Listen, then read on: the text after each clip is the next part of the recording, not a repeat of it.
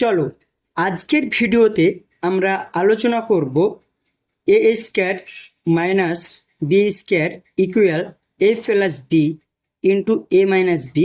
আজকে আমরা এই ফর্মুলাটা সম্বন্ধে জানব, শিখব, বুঝব এবং এর প্রয়োগ সম্বন্ধে আমরা জানব এবং এর প্রয়োগ করব। ঠিক আছে, তো এই ফর্মুলাটা সম্বন্ধে জানার আগে এই ফর্মুলাটা কিভাবে আসলো, কোথা থেকে আসলো, সেই বিষয়টা আমি আগে তোমাদের বোঝানোর চেষ্টা করছি।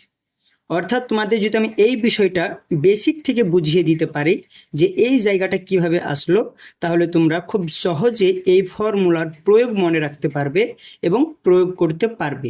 ব্যাপারটা হচ্ছে বোঝার, তাই না?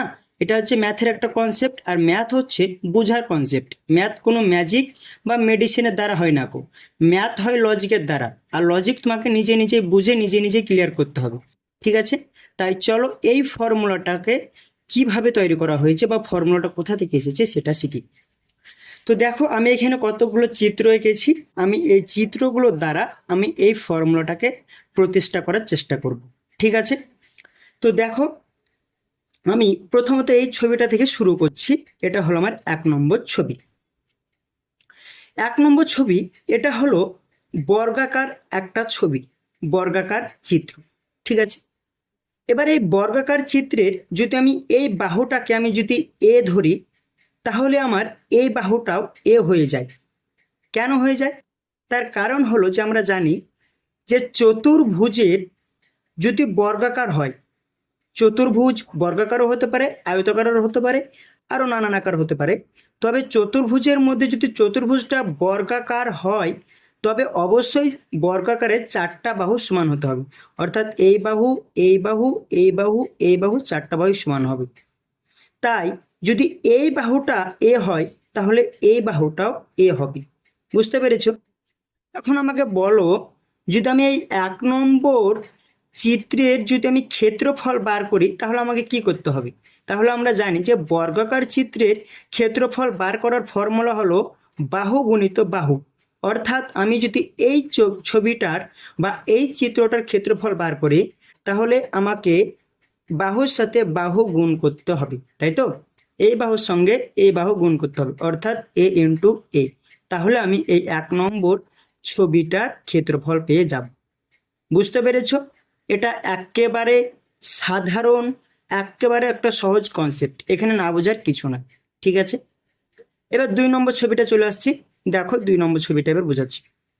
এবার মনে করো যে 2 নম্বর ছবি, এই ছবিটায় কিন্তু এই চারিধারেরটা, ঠিক আছে? এটা হলো আমার চারিধার। ঠিক আছে, টোটাল এই ছবিটার টোটাল। ঠিক আছে, এই ছবিটার এই যে চারিধার দেখছো, এইটা হলো আমার চারিধার। ঠিক আছে, এই চারিধারটা অর্থাৎ এই সাইডটা কথা বলছি। ঠিক আছে, এই সাইডটা এই পয়েন্ট থেকে এই পয়েন্ট পর্যন্ত এটা আছে এ। ঠিক তেমনই আবার এই সাইড থেকে এই সাইড পর্যন্ত এই সাইডটা, ঠিক আছে, এই সাইড থেকে এই সাইড পর্যন্ত এটাও টোটাল আছে আমার এ। ঠিক আছে, এবার আমার এই এই সাইড, এখান থেকে এই সাইডটা এ, এখান থেকে এই সাইডটা এ। এই টোটাল জমিটা মধ্যে আমি কি করেছি, এক কোণায় আমি একটা বাগান করেছি। ঠিক আছে, টোটাল আমার এই জমি ছিল, এই জমির আমি এক কোণায় একটা বাগান করেছি বা বাড়ি করেছি। ধরো বাড়ি করলাম, তাহলে খুব ভালো হবে। ঠিক আছে, ধরো বাড়ি করলাম। ঠিক আছে, বাড়ি লিখলাম। তো আমি এই জমিটায় বাড়ি করলাম। তখন বাড়ি করলাম আমি আমার এই মোট জমির কতটুকু অংশে, না তো আমি যে বাড়ি করলাম ওই বাড়ি করার আমি যদি এই জায়গাটুকু দেখি যে আমি বাড়ি করেছি এই জমির আমি এই জায়গাটুকু, তো এই জায়গাটুকু আছে আমার বি। এই জায়গাটুকু আমার কতটুকু আছে? বি। এবার আমি বাড়ি করেছি কি না যে জায়গাটা, এই জায়গাটাও কিন্তু একটা বর্গাকার, এই জায়গাটাও একটা বর্গাকার। তাহলে এই জায়গাটা যদি একটা বর্গাকার হয়, তাহলে আমার এইটুকখান কতটুকু হবে? এইটুকখান এই পয়েন্ট থেকে এই পয়েন্ট, এই পয়েন্ট থেকে এই পয়েন্ট, এইটুকখান কতটুকু হবে? এইটুকখানও বি হবে। বুঝতে পার কোনো অসুবিধা আছে? কোনো অসুবিধা নেই। এবার দেখো, আমি যদি আমার বাড়ির ক্ষেত্রফলটুকু বার করি যে আমি বাড়ি করছি কতটুকু জায়গায়, তাহলে সেই ক্ষেত্রে আমার ফর্মুলাটা দাঁড়াবে বি ইন্টু বি, তাই না? কারণ এইটুকখান আর এইটুকখান গুণ করতে হবে, তাহলে আমার বাড়ির ক্ষেত্রফল বাড়িয়ে যাবে। বুঝতে পেরেছো? তাহলে 2 নম্বর চিত্র ক্লিয়ার। এবার দেখো, 1 নম্বর আর 2 নম্বর চিত্র থেকে আমি বলি যে আচ্ছা ভাই, প্রথমে আমার জমি ছিল এ ইন্টু এ, অর্থাৎ প্রথমে আমার জমির ক্ষেত্রফল ছিল এ স্কোয়ার, তাই না? এ ইন্টু এ, এ স্কোয়ার হয়, তাই না? আর এখানে বি ইন্টু বি সমান হবে বি স্কোয়ার, এটা বুঝতে পারছো? বি ইন্টু বি হবে বি স্কোয়ার। এবার বলো, প্রথমে 1 নম্বর চিত্রে আমার জমি কতটুকু ছিল? প্রথমে আমার 1 নম্বর চিত্রে জমি ছিল আমার এ স্কোয়ার, ঠিক আছে।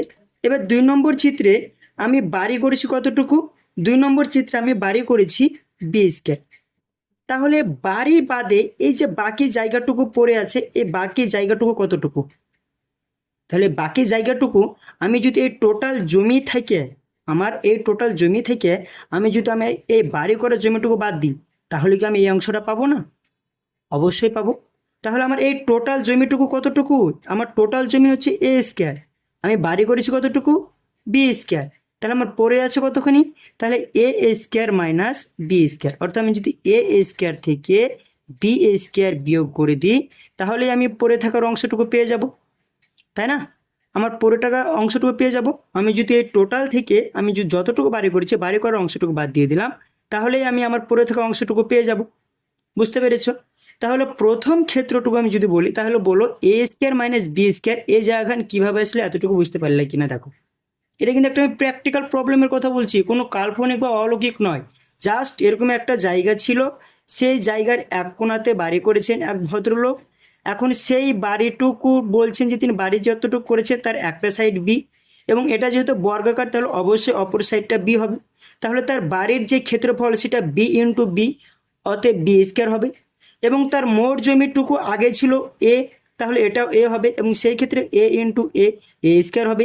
তাহলে তার মোট জমির এরিয়া ছিল এ বর্গ, আর তার বাড়ির বর্গ হলো বি বর্গ, বাড়ির ক্ষেত্রফল হলো বি বর্গ।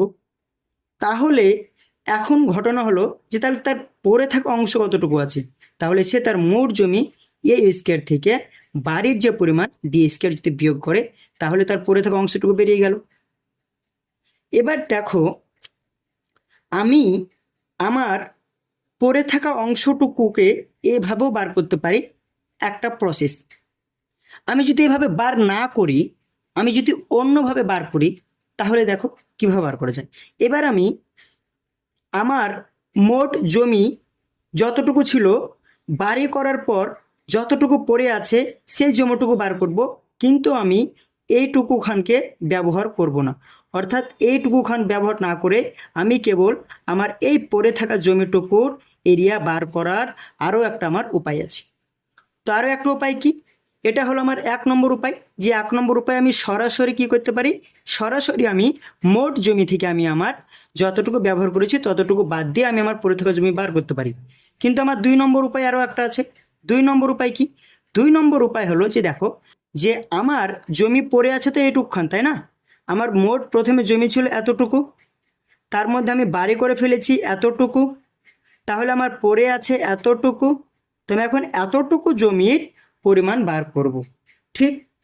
তো দেখো, এইটুকখান জমি কি আমার তাহলে পড়ে নেই? আমার এইটুকখান জমি পড়ে আছে। এবার একটা কথা বলো, এর টোটাল খানা যদি আমার এ ছিল, টোটাল খানা কত ছিল?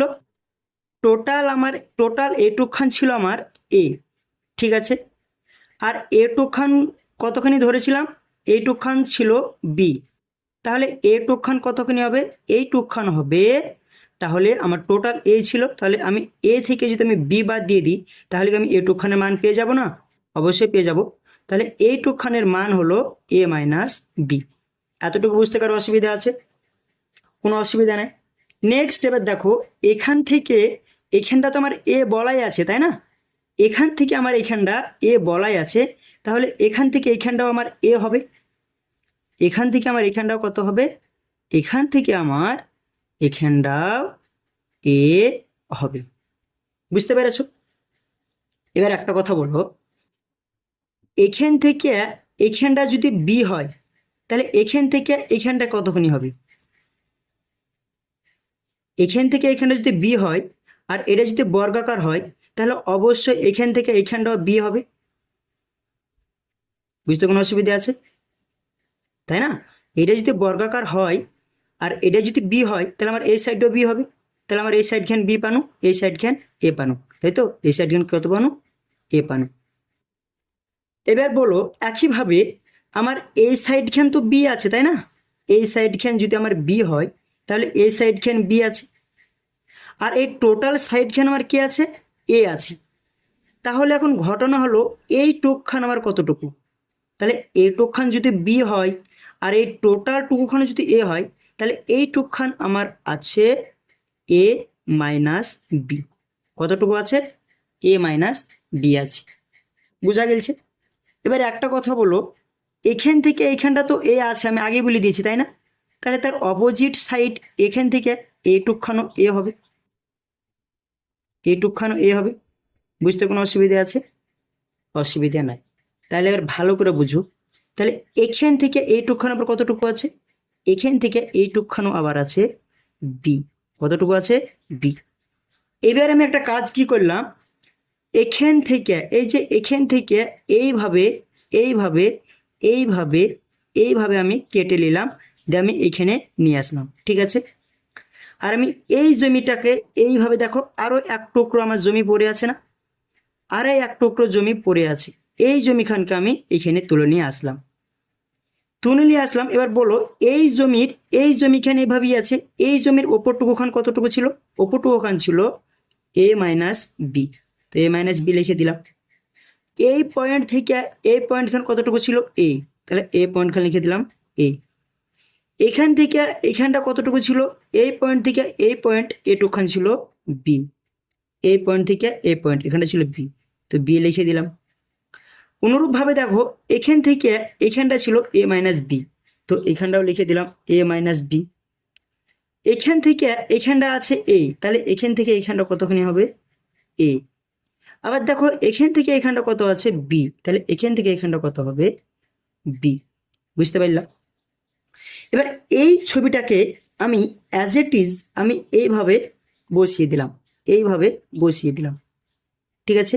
আর এই ছবিটাকে আমি নিচে নিয়ে আসলাম, দিয়ে আমি এইভাবে বসিয়ে দিলাম, ঠিক আছে? এবার এই ছবির এই জায়গাখান কতটুকু ছিল বলো তো? এই জায়গাখান ছিল এ মাইনাস বি, কারেক্ট? আর এই জায়গাখান এই পয়েন্ট থেকে এই পয়েন্ট, এই পয়েন্ট থেকে এই পয়েন্ট খান কতটুকু ছিল? এই পয়েন্ট থেকে এই পয়েন্ট খান ছিল এ। ভালো করে দেখো, তাই না? আবার দেখো এই পয়েন্ট থেকে এই পয়েন্ট খান কত ছিল? এই পয়েন্ট থেকে এই পয়েন্ট খান ছিল কিন্তু বি। বুঝতে পেরেছো? নিচের দিকে চলে আসো, নিচের দিকে যদি চলে আসি তাহলে আমরা দেখবো যে এই জায়গাটা আছে আমার এ মাইনাস বি আছে, এই জায়গাটা আমার কত আছে? এ মাইনাস বি আছে। এবার ভালো করে দেখো, এবার এই ছবিটা, এবার এই ছবিটা দেখো, এই ছবিটা তো এভাবে বসেছে তাই না? এবার এই ছবিটাকে আমি ঘুরিয়ে দিয়েছি, তাহলে ঘোরাতে গেলে এই সাইডটা দেখো, এই সাইডটা কতখানি ছিল? এই সাইডটা ছিল এর এ। বুঝতে পারছো? আর এর এই সাইডটা কতখানি ছিল? এই সাইডটা ছিল বি। এবার তোমরা এটা দেখছো যে দেখো একটা আয়তাকার জমি হয়ে গেছে না? একটা আয়তাকার জমি হয়ে গেছে না? বা একটা আয়তাকার ক্ষেত্র বা একটা আয়তাকার চিত্র হয়ে গেছে না? তো তোমরা আয়তাকার চিত্রের ক্ষেত্রফল বার করার ফর্মুলা জানো না?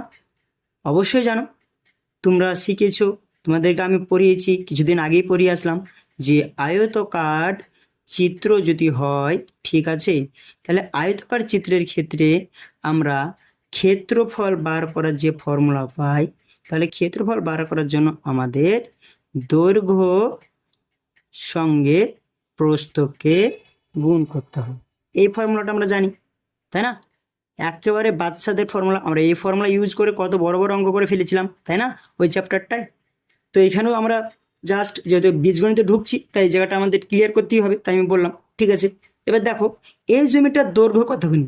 তো দেখো এই জমিটার দৈর্ঘ্য এখান থেকে এখানটুকু আমি এ পেয়েছি, আবার এখান থেকে এটুখান আমি বি পেয়েছি, তাহলে দেখো তো এই ওভারঅল টুকুখান আমি এ প্লাস বি পেয়েছি কিনা? তাহলে আমি কি বলতে পারি আমার জমির দৈর্ঘ্য হলো, এই জমিটার দৈর্ঘ্য হলো এ প্লাস বি? বলতে পারি। গুণ চিহ্ন আছে তাই আমি গুণ চিহ্ন বসিয়ে দিলাম। আর প্রস্থ দেখো তো আমার এ মাইনাস বি আছে কিনা, আমি তো আগে এ মাইনাস বি পেয়েছি তাই না, তাহলে প্রস্থ হলো আমার এ মাইনাস বি। তাহলে আমি এভাবেও আমি একটা আমার এই জমিটার ক্ষেত্রফল বার করতে পারি। তাহলে নাম্বার ওয়ান দেখো, আমি আমার মোট জমি থেকে যতটুকু ব্যবহার করেছি ততটুকু বাদ দিয়েও আমি আমার বাকি জমিটুকু বার করতে পারি। আবার আমি আমার বাকি জমিটুকুকে এভাবে বার করেও আলাদা আলাদাভাবে মেপে আমি একটা আয়তাকার ফর্ম তৈরি করে বা একটা চতুর্ভুজ ফর্ম তৈরি করেও কিন্তু আমি সেটার ক্ষেত্রফল বার করতে পারি। এবার দেখ, এক নম্বর চিত্রে ছিল, বা এক নম্বর যে টাইপটা ছিল সেটা ছিল আমার এ স্কোয়ার মাইনাস বি স্কোয়ার। এবার ভালো করে বুঝ ব্যাপারটা, এ স্কোয়ার মাইনাস বি স্কোয়ার, এটা যে মানটা বার করবে, এটার যা মান হবে, দুই নম্বর ক্ষেত্রে আমরা যেটা দেখলাম এ plus B into A minus B, A plus B into A minus B একই মান বার করবে, দুটো একই মান বার করবে। তাহলে আমি দুটোর মাঝে ইকুয়াল সাইনটা ব্যবহার করতে পারি কিনা বল। তোরা বলবে হ্যাঁ পারি, অবশ্যই পারি, কেন পারবো না, অবশ্যই পারি, কারণ দুটো তো একই ভ্যালু বার করছে তাই না। এ স্কোয়ার মাইনাস বি স্কোয়ার যা ভ্যালু বার করবে, যা মান বার করবে, এ plus B into A minus B একই ভ্যালু বার করবে। তাহলে আমি এটা সমান এটা লিখতেই পারি, কোনো সমস্যা নাই তাই না, লিখতেই পারি।